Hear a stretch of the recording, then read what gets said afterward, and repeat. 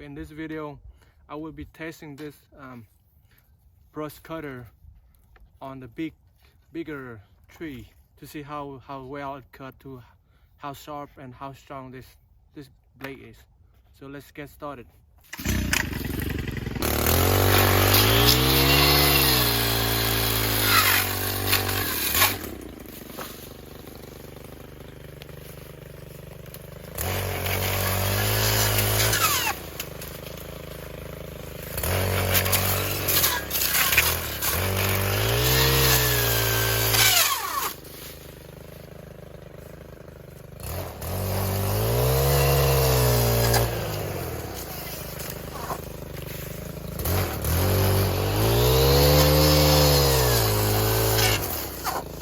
The blade is very sharp. It cut really good. So far, I'm loving it. If you want to pick it up, I will put the links in the descriptions. It's good product to use if you have a yard that you want to clean up. You trim all these small tree.